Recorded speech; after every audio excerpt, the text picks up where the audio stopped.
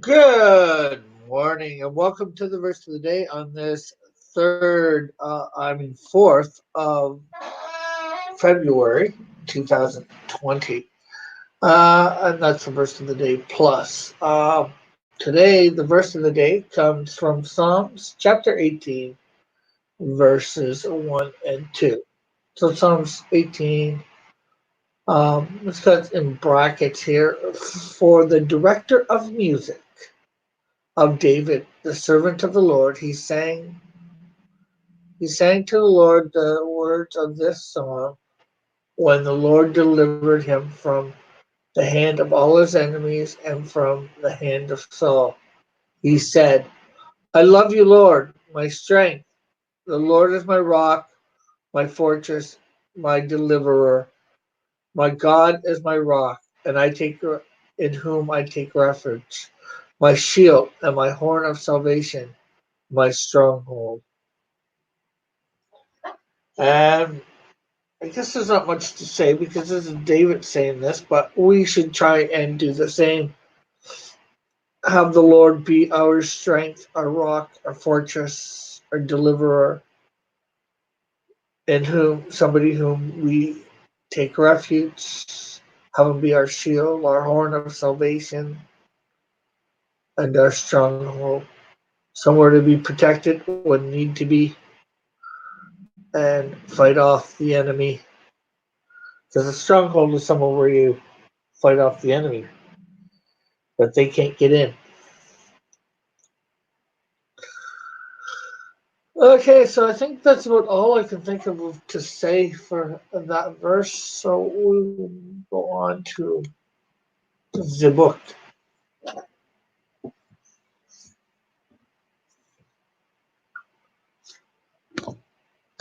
Back to the Amalekites. Continuing on with an examination of Saul's life, we burn our attention to the incident with the Amalekites.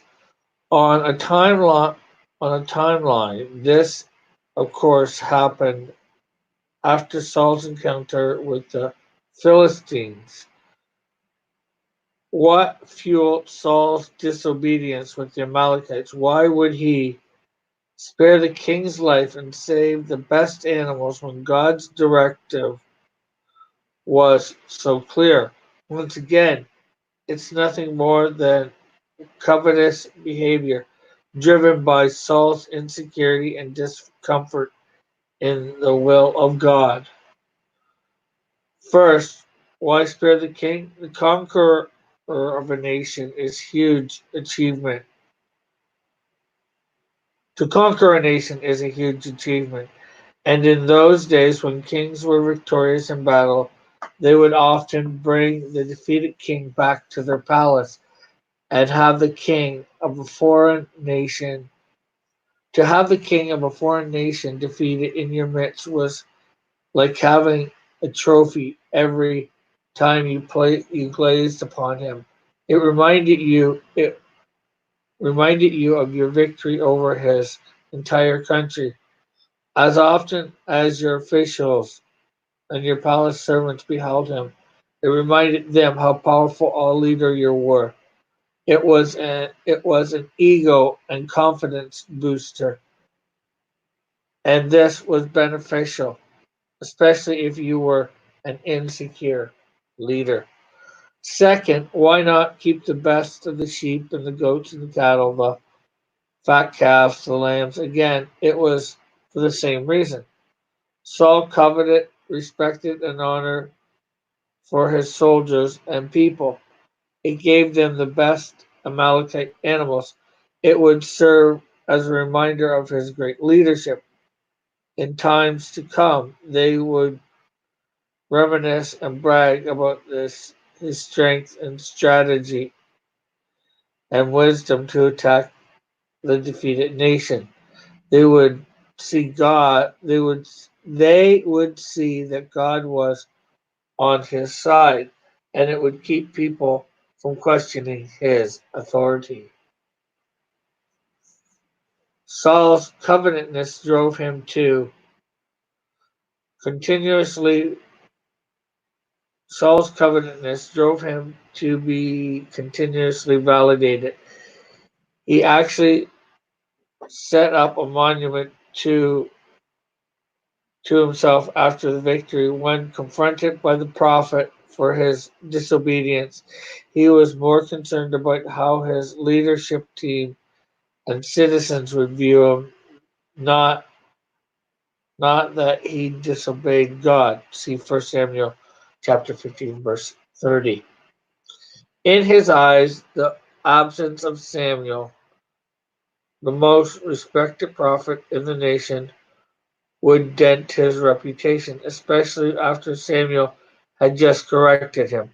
He needed to secure validation of leadership and authority, which interestingly enough was given to him by God. He coveted respect, honor, honor. He coveted respect, honor, greatness, and authority more than anything else. His covetousness led him to stubbornness of his disobedience to God's directive.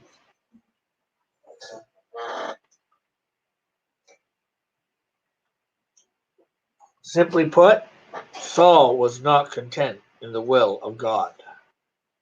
A source. It's now becoming clear that an idol becomes a source of something for us by fulfilling our covetous desires. That can be this can be this can happen in any area of our lives. An idol takes the place God deserves. It can be the provider of happiness, comfort, peace, provision, authority, respect, and so forth. God says, "You shall not make idols for yourselves." Leviticus 26, verse 1, New King James Version. We are the ones who make the idol, and it is not always made with stone, wood, or precious metal. The idol's power lies within our hearts. An idol can be anything we put before God in our lives. It is what we love, like, trust, desire, or give attention to more than the Lord. The Lord revealed the Lord revealed to my wife Lisa that idolatry is what you draw your strength from, or give your strength to. So we should draw, as the memory verse says, draw our strength from God.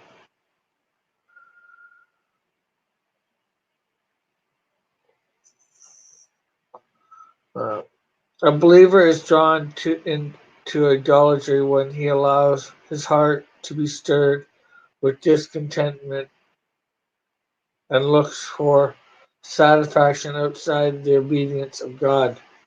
This sacrifice could be a person, possession, or activity. Hopefully, it's very clear now that idolatry is much more than figurines, statues, altars, and temples, due to the fact that it's often been reduced to things like this. Many miss some scriptural crucial warnings. In the coming chapters, we will continue to uncover idolatry's true identity and discover how prevalent and damaging it is in our 21st century Western culture. Take action. The base element of idolatry is when you draw strength from or give strength to something or someone other than God. An idol becomes a source of something to us. This isn't going to over this isn't going overboard to say that everyone should quit their jobs because they need to trust God to provide for them instead of their employer. But we need to recognize that God provides through our job.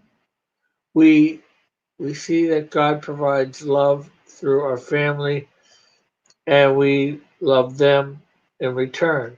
But we recognize and honor God as the source. Most importantly, we honor God as the source of our life, and such we reject choices that lead us away from Him. Hopefully, by now, you are beginning to understand how idolatry is more than just bowing to statues. Ask God to show you where idolatry has influence in your city or community. Then intercede for those areas. Pray for God. Pray that God would shine the light of His truth into these places. Send His children there as His light and make Himself known as the Lord of all. Okay, so next chapter is called Kryptonite. Cool.